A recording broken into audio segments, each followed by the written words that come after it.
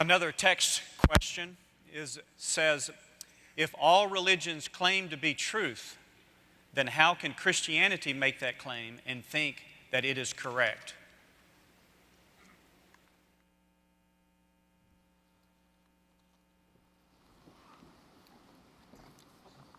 Appreciate that question, and it's a question that has the assumption that is very correct. Oftentimes the Christian takes the hit that he or she who is a follower of Jesus Christ is the only one who lays claim to exclusivity. That is not true.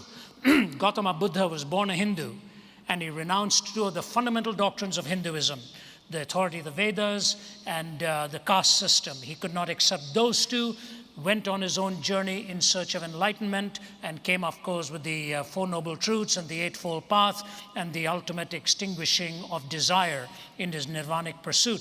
So he turned his belief away from the religion of his birth in order to find a different answer. Islam is also exclusivistic in its claim, in all of its precepts and its 5 pillars and so on. What about these contradistinctions? The first thing we need to know is there are distinctions, there are fundamental differences. At best, there are superficial similarities. I often hear the question posed wrongly. They'll say, aren't all religions fundamentally the same and superficially different? No, they are fundamentally different, and at best they are superficially similar. What are the fundamental claims, for example? In Buddhism, the goal is to extinguish hunger, extinguish desire. I remember talking to the first woman monk who was from Thailand to be ordained into the Buddhist priesthood. But Thai Buddhists do not ordain women, so she went to Sri Lanka to be ordained, and she has a PhD in philosophy from McMaster University in Hamilton, Ontario, and Waterloo, I guess, Ontario, McMaster University there. Got her PhD in philosophy, and she gave me the first interview. We chatted for well over an hour, one-on-one, and I sort of angled into some questions because I didn't want to be too discourteous. And one of the things I said to her is, I hear you're married. And she said, yes. I said, you have children? She said, yes. I said, but you're living in a temple by yourself? She said, yes. I said, do you not see your children? She started crying. She said, I have a car. I said, you have a car? She said, yeah. I said, okay. So she drove herself because she can't allow a man to drive her, she said, so she has to drive herself. And she says, every evening at the end of the day, I try and meet up with one of my children. She said, this is the hardest part of my life. I said, so you are on the journey to extinguishing the desire to be with your children. Is that right? Is that a fair assessment? She kept quiet. And then I said this.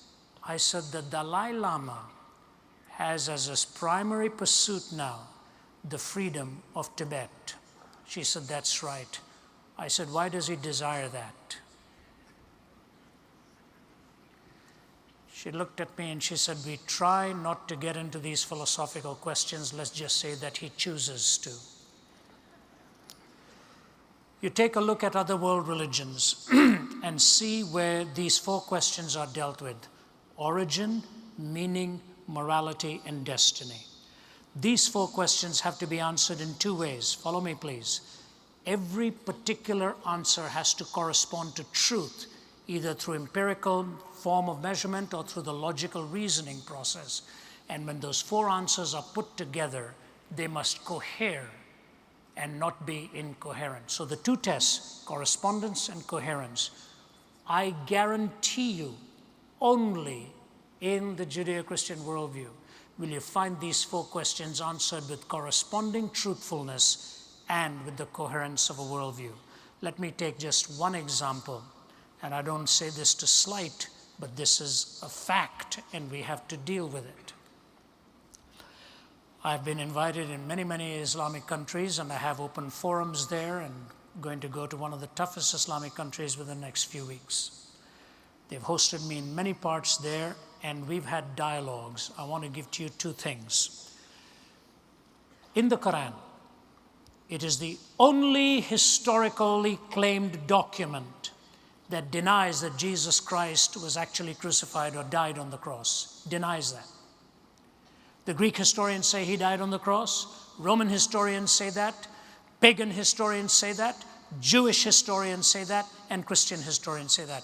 The Quran is the only one that says it appeared to him that he died, but he didn't actually die on the cross. So historically, it is making an affirmation that is really historically untrue. I got into a discussion with Sheikh Hussein of the leading Shiite cleric in Damascus, Syria, a real gentleman. For over 3 hours, we talked with an interpreter between us and an audience listening in. I was allowed to ask him one question about his faith, and he was allowed to ask me one question about mine. There was nothing, no rancor, no adversarial stance, just a perspective and counter-perspective and back and forth. It's the best way to do it, really. At the end of it, Sheikh Hussein looked at me. He was very respectful through the whole time, always referred to me as Professor Zacharias, Professor Zacharias.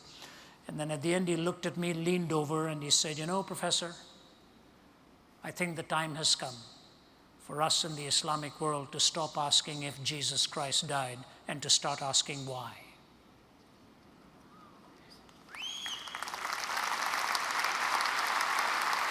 I said to him, "May I quote you on that, sir?"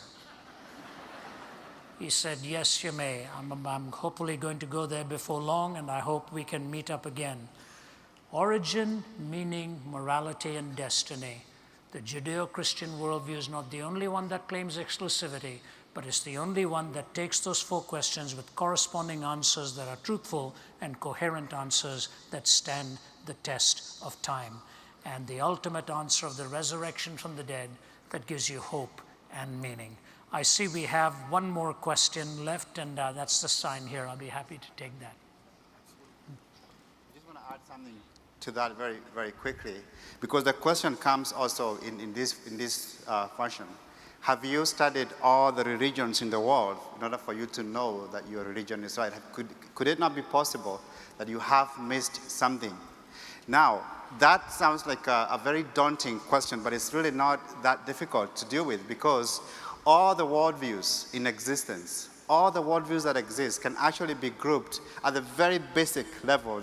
You could spend an eternity maybe studying just one of these religions. But all the worldviews in existence can be grouped under only 3 categories, all the worldviews. The first category is the view that only the universe exists. The other category is only God exists. Of course, you find naturalism and atheism on the left side, only the universe exists. But when some Eastern religions will tell you only God exists, and that's cashed out in different ways. I'm just using the word God, just to make it easy for us to grasp these concepts. Then in the middle, you have the view that both God and the universe exist. Both God and the universe exist, and under that you have Judaism, Christianity, and Islam. So it's not difficult to apply the test that Ravi was talking about to these systems as a whole without having to study each particular one. You just need to know what the basic ideas, what the basic thoughts are for these views. Then you can critique all of them without having to be an expert in every worldview that's out there. So it's important for us to know that this is not so difficult to do. We are not making it up in trying to come up with an answer to this kind of a question. This gentleman, very humble guy, and we didn't want to give another university too much of advertising here lest we be thrown out, but he is just finishing up his PhD work at the University of Georgia, and I'm going to carry the work out there.